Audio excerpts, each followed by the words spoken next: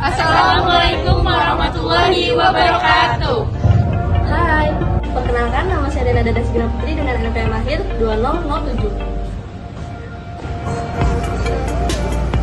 Nama saya Alvin Nurmata dengan NPM 052. Perkenalkan nama saya Egi Renan Dayanfri dengan NPM 077. Halo, perkenalkan nama saya Rana Elena Sahana dengan NPM akhir 017. Halo, perkenalkan saya Sabita Isyan Brata dengan ujung NPM 023. Hai, perkenalkan nama aku Eldrika Lesa Ramadhani dan akhir NPM 075. Perkenalkan nama saya Fatia Syahida dengan NPM akhir 013. Tujuan pembelajaran dari materi ini yaitu: pertama, memahami konsep pitching. Kedua, menyusun presentasi pitching yang logis dan terstruktur. Ketiga, mendesain slide presentasi yang profesional dan menarik. Keempat, menguasai teknik penyampaian yang meyakinkan. Kelima, berlatih dan menganalisis kinerja pitching. Masuk ke tahap pertama, yaitu memahami dulu apa itu konsep pitching. Sebelumnya, di sini kami akan mengulas kembali apa itu definisi pitching, karena materi kami yaitu cara membuat presentasi secara menarik masih sangkut paut dengan definisi pitching. Jadi apa itu pitching? Jadi pitching itu artinya penyampaian ide bisnis dalam bentuk presentasi yang ditujukan untuk mencapai tujuan tertentu. Baik itu pitching untuk startup, proyek, atau negosiasi bisnis. Dalam bisnis dan negosiasi, pitching berperan penting dalam meyakinkan calon investor, klien, atau mitra mengenai nilai dan potensi yang ditawarkan. Ada 3 jenis pitching. Yang pertama itu ada pitching investor, yaitu menarik investor dengan fokus pada model bisnis, potensi keuntungan, dan rencana pengembangan. Yang kedua itu ada pitching penjualan, yaitu meyakinkan calon pelanggan untuk membeli produk atau layanan dengan menekankan fitur dan manfaat. Yang ketiga itu ada pitching kompetisi, yaitu presentasi dalam kompetisi untuk menunjukkan keunggulan ide atau produk dibanding pesaing. Menyusun presentasi pitching yang logis dan terstruktur. Ada 5 cara untuk menentukan tujuan utama pitching sesuai dengan audiens yang dituju. Yang pertama yaitu kenali audiens. Sebelum pitching, pahami siapa yang akan mendengarkan. Yang kedua, tentukan tujuan utama. Pastikan tujuan pitching jelas. Yang ketiga, sesuaikan pesan dengan audiens. Gunakan bahasa dan gaya komunikasi yang sesuai agar audiens memahami dengan mudah. Yang keempat, fokus pada value proposition. Jelaskan keunggulan utama yang membedakan produk atau bisnis dari kompetitor. Dan yang terakhir, berikan CTA yang jelas. Akhiri pitching dengan ajakan bertindak yang tegas dan spesifik. Selanjutnya yaitu menyusun struktur presentasi pitching yang jelas, efektif, dan menarik. Yang pertama ada opening yang kuat. Pembukaan harus menarik perhatian audiens dengan pernyataan yang kuat, pertanyaan, atau fakta. Yang kedua, pengenalan masalah. Jelaskan masalah yang ada dan mengapa hal ini penting untuk diselesaikan. Yang ketiga, solusi yang ditawarkan. Paparkan produk atau layanan yang menjadi solusi dari masalah tersebut. Selanjutnya, bukti dan data pendukung. Tunjukkan data testimoni atau hasil riset untuk membangun kredibilitas. Selanjutnya, manfaat bagi audiens. Jelaskan bagaimana solusi yang ditawarkan menguntungkan untuk audiens. Dan yang terakhir, berikan CTA. Ajak audiens untuk segera bertindak seperti membeli, berinvestasi, atau bekerja sama. Elemen penting dalam investor deck. Investor deck adalah alat presentasi untuk menarik investor dengan menjelaskan: pertama, problem statement, yaitu masalah spesifik yang ingin diselesaikan. Kedua, solusi, yaitu cara unik bisnis Anda untuk mengatasi masalah tersebut. Ketiga, market size, yaitu potensi pasar yang dapat dijangkau. Keempat, model bisnis, yaitu strategi monetisasi dan cara menghasilkan pendapatan. Kelima, proyeksi keuangan, yaitu estimasi pendapatan, pengeluaran, dan profitabilitas. Mendesain slide presentasi yang profesional dan menarik. Desain slide presentasi yang profesional dan menarik harus mengikuti prinsip-prinsip utama agar lebih efektif. Pertama, pastikan slide tetap sederhana dengan fokus pada poin utama dan meminimalkan teks. Lalu, gunakan visualisasi seperti gambar atau grafik untuk memperjelas pesan. Selanjutnya, jaga konsistensi dalam warna, font, dan tata letak agar tampilan harmonis. Selanjutnya, terapkan kontras agar teks mudah dibaca, serta pilih tipografi yang jelas dengan ukuran font yang cukup besar. Terakhir, atur tata letak. dengan rapi untuk memanfaatkan ruang kosong untuk menghindari kesan berantakan. Dengan desain yang baik, presentasi akan lebih menarik dan mudah dipahami, terutama untuk investor deck. Mengintegrasi grafik, infografis, dan visual storytelling merupakan strategi yang lebih efektif dan menyampaikan informasi secara lebih menarik dan mudah difahami. Berikut adalah beberapa prinsip yang harus diperhatikan. Pertama ada grafik. Pilih yang sesuai. Grafik adalah alat yang sangat berguna untuk menggambarkan data dengan cara yang lebih visual. Pilih jenis grafik yang paling sesuai dengan jenis data yang disajikan. Grafik batang cocok untuk perbandingan kategori. Grafik garis efektif untuk menunjukkan tren sepanjang waktu. Sementara grafik lingkaran dapat digunakan untuk menggambarkan bagian dari keseluruhan. Kedua ada infografis, ringkas, jelas, dan menarik. Infografis adalah cara yang efisien untuk mengemas informasi dalam format yang mudah difahami. Pastikan informasi yang disampaikan tidak berlebihan dan mudah diikuti. Gunakan elemen desain seperti ikon, ilustrasi, dan diagram untuk menyederhanakan data dan membuatnya lebih menarik dari audiens. Ketiga ada storytelling. Gunakan gambar dan ilustrasi yang mendukung.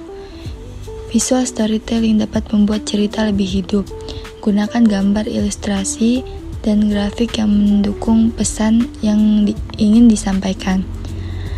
Cerita visual yang baik dapat membantu audiens lebih mudah mengingat informasi dan terhubung dengan materi yang disajikan. Keempat ada desain konsisten, warna, font, dan tata letak seragam. Konsisten dalam desain sangat penting untuk menciptakan pengalaman visual yang menyeluruh dan mudah diikuti. Pilih palet warna sesuai dan pastikan penggunaan font serta tata letak tetap seragam di seluruh materi visual. Hal ini akan membantu audiens fokus pada pesan yang disampaikan tanpa terganggu oleh desain yang tidak konsisten. Yang kelima ada animasi efektif. Gunakan seperlunya, hindari efek berlebihan. Animasi dapat menambahkan dimensi dan keterlibatan pada presentasi visual. Tetapi harus digunakan dengan hati-hati. Gunakan animasi menyoroti poin penting atau untuk memperjelas data. Namun hindari penggunaan animasi yang berlebihan karena dapat mengalihkan perhatian audiens dari informasi utama. Menghindari kesalahan dalam desain presentasi pitching. Presentasi pitching yang efektif harus jelas, menarik, dan mudah difahami. Kesalahan dalam desain dapat mengurangi dampak dari pesan yang ingin disampaikan. Berikut adalah beberapa hal yang perlu diperhatikan untuk menghindari kesalahan dalam desain presentasi pitching. Pertama, ada digunakan teks singkat. Hindari paragraf panjang, gunakan poin penting. Presentasi bukanlah dokumen tertulis, jadi hindari teks yang terlalu panjang. Gunakan poin-poin penting yang langsung menyampaikan inti pesan. Teks yang terlalu panjang akan membuat audiens kehilangan fokus dan lebih sulit menangkap informasi utama. Jika diperlukan, jelas lebih lanjut secara lisan atau dengan visual yang mendukung. Yang kedua ada desain konsisten. Warna, font, dan tata letak harus seragam. Konsisten dalam desain menciptakan kesan profesional dan membantu audiens mengikuti alur presentasi dengan lebih baik. Gunakan palet warna yang selaras. Pilih font yang mudah dibaca dan pastikan tata letaknya rapi serta tidak berubah-ubah di setiap slide. Hal ini akan meningkatkan keterbacaan dan kenyamanan visual. Ketiga, ada visual relevan. Pilih gambar dan grafik yang mendukung pesan. Gambar, ikon, dan grafik harus memiliki relevansi langsung dengan isi presentasi. Hindari penggunaan gambar hanya untuk dekorasi tanpa makna yang jelas. Pastikan setiap elemen visual membantu memperjelas pesan dan membuat informasi lebih mudah diingat oleh audiens. Keempat, ada animasi secukupnya. Jangan gunakan efek berlebihan. Animasi bisa membuat presentasi lebih dinamis. Tetapi jika digunakan berlebihan, malah bisa mengalihkan perhatian audiens. Gunakan animasi hanya untuk menyoroti informasi penting atau memperjelas hubungan antara elemen dalam presentasi. Transisi yang terlalu banyak atau efek yang mencolok dapat membuat presentasi terlihat kurang profesional. Kelima, ada data jelas. Gunakan grafik sederhana dan mudah dibaca. Jika Anda menyajikan data dalam berbentuk grafik, pastikan desainnya sederhana dan tidak berlebihan. Hindari grafik yang terlalu kompleks dengan banyak elemen yang membingungkan. Gunakan warna yang kontras agar mudah dibaca. Beri label yang jelas dan pastikan audiens dapat memahami data hanya dalam sekilas pandang. Keenam, ada alur logis, struktur jelas, pembukaan, masalah, solusi, penutupan. Struktur presentasi harus mudah diikuti agar audiens dapat memahami pesan yang ingin disampaikan. Mulailah dengan pembukaan yang menarik, lanjutkan dengan penjelasan masalah yang dihadapi, kemudian berikan solusi yang ditawarkan, dan akhiri dengan penutupan yang kuat. Struktur yang baik membuat audiens tetap terlibat dan memahami nilai dari presentasi Anda. Menguasai teknik penyampaian yang meyakinkan. Penyampaian yang meyakinkan sangat penting dalam sebuah pitching karena dapat mempengaruhi bagaimana audiens menerima dan memahami pesan yang disampaikan. Bahasa tubuh dan intonasi bicara berperan besar dalam membangun kepercayaan serta keterlibatan audiens. Dengan memahami teknik yang tepat, seseorang dapat meningkatkan performa pitching secara keseluruhan. Presentasi ini bertujuan untuk memberikan teknik serta tips praktis agar presentasi lebih efektif dan meyakinkan. Yang pertama, saya akan menjelaskan terkait menggunakan bahasa tubuh dan ekspresi yang mendukung kepercayaan diri. Yang pertama ada bahasa tubuh yang meningkatkan kepercayaan diri. Gimana sih bahasa tubuh yang meningkatkan kepercayaan diri itu? Yang pertama ada berdiri tegap dengan bahu yang rileks. Ingat ya, kalian itu harus rileks namun tetap berdiri dengan tegap. Lalu yang kedua ada gunakan gestur tangan yang alami untuk memperjelas poin-poin penting. Yang ketiga ada hindari menyilangkan tangan atau melakukan gerakan yang berlebihan. Hal ini tuh ngebuat kalian itu terlihat tidak nyaman atau tidak rileks gitu. Yang keempat ada jaga kontak mata dengan audiens. Yang kelima ada gunakan ruang secara efektif. Yang kedua ada ekspresi wajah yang meyakinkan. Yang pertama itu ada senyum yang natural. Yang kedua ada ekspresi harus sesuai dengan isi pembicaraan. Seperti misalnya kalau misalnya isi pembicaraannya serius, ekspresi kalian itu harus sebisa mungkin serius. Lalu yang ketiga itu hindari wajah yang datar atau terlalu tegang. Karena hal ini tuh ngebuat kalian tuh seperti canggung gitu. Seperti tidak rileks gitu. Yang keempat ada gunakan gerakan alis dan mata untuk menekankan poin-poin penting. Selanjutnya di poin kedua yaitu mengatur intonasi, tempo bicara, dan volume suara agar lebih persuasif. Ada bahasa tubuh yang meningkatkan kepercayaan diri pada poin ini. Yang pertama itu ada gunakan variasi intonasi untuk menghindari nada bicara yang monoton.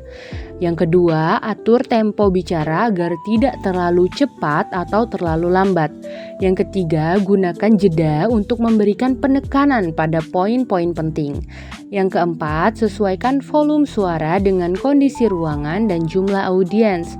Yang kelima, latih artikulasi agar kata-kata terdengar jelas dan mudah dipahami.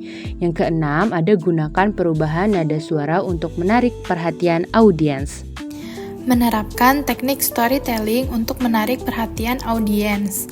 Cara menerapkan storytelling itu yang pertama, tentukan karakter yang relatable.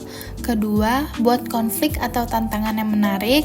Ketiga, tunjukkan solusi melalui produk atau layanan. Dan yang terakhir, gunakan elemen visual dan emosi untuk memperkuat cerita. Selanjutnya, berlatih dan menganalisis kinerja pitching. Yang pertama tuh melakukan simulasi pitching dengan audiens kecil untuk mengasah keterampilan presentasi. Simulasi ini tuh bertujuan untuk mengasah keterampilan komunikasi, meningkatkan rasa kepercayaan diri, serta menerima umpan balik untuk perbaikan sebelum pitching yang sesungguhnya. Berlatih dan menganalisis kinerja pitching. B. Menerima dan menganalisis umpan balik untuk perbaikan pitching. Langkah-langkah analisisnya itu ada 3. Yang pertama, kumpulkan data, catat semua umpan balik yang diterima. Yang kedua, identifikasi pola, cari kesamaan dalam umpan balik. Yang ketiga, prioritaskan masukan, fokus pada umpan balik yang paling berpengaruh. Contohnya, Jika banyak yang mengatakan presentasi terlalu panjang, pertimbangkan untuk merangkum inti pesan. C. Mengembangkan strategi peningkatan pitching berdasarkan evaluasi performa. Evaluasi performa tinjau hasil pitching sebelumnya. Contohnya, tingkat keberhasilan dan respon audiens. Strategi peningkatan. Yang pertama, latihan rutin, tingkatkan keterampilan berbicara di depan publik. Yang kedua, tingkatkan visualisasi, gunakan alat bantu visual yang menarik dan informatif. Yang ketiga, sesuaikan pesan, sesuaikan konten dengan audiens.